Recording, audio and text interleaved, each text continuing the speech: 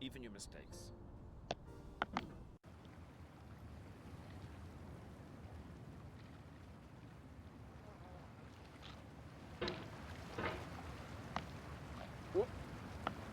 There's no feeling more intense than starting over.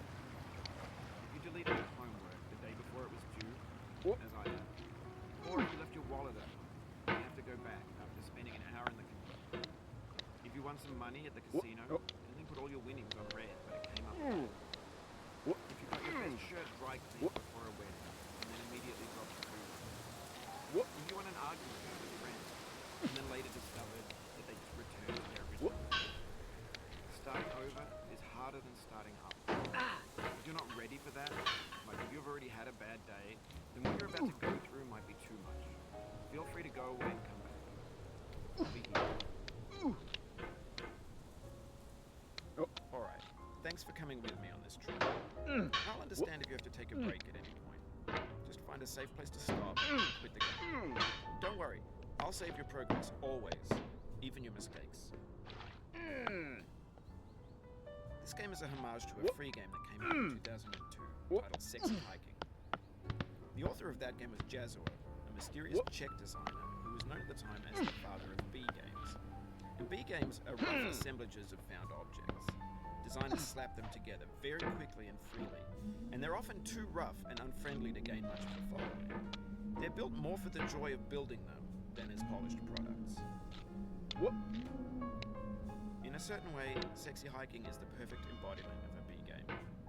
It's built almost entirely out of found and recycled parts, and it's one of the most unusual and unfriendly games of its time.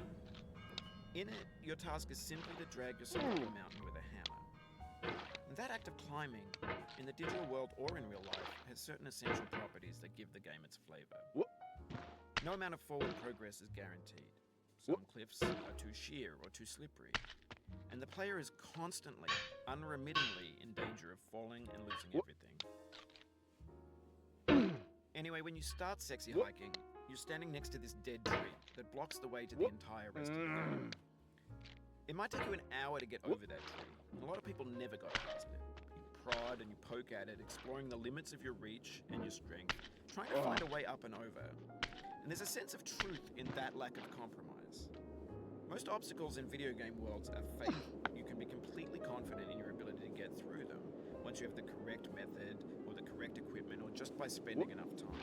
In that sense, every pixelated obstacle in Sexy Hiking is real. The obstacles in Sexy Hiking are unyielding, and that makes the game uniquely frustrating.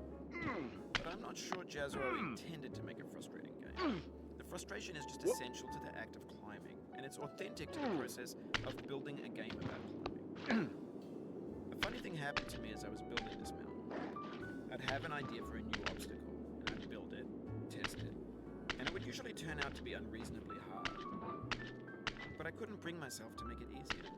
It already felt like my inability to get past a new obstacle was my fault, as a player rather than as a builder.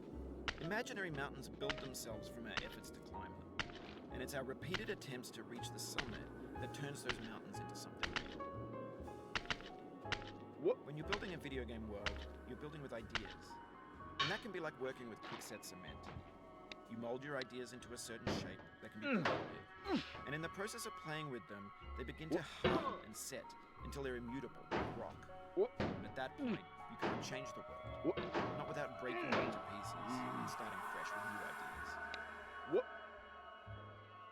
For years now, people have been predicting that games would soon be made out of prefabricated objects, bought in a store and assembled into a world. And for the most part, that hasn't happened.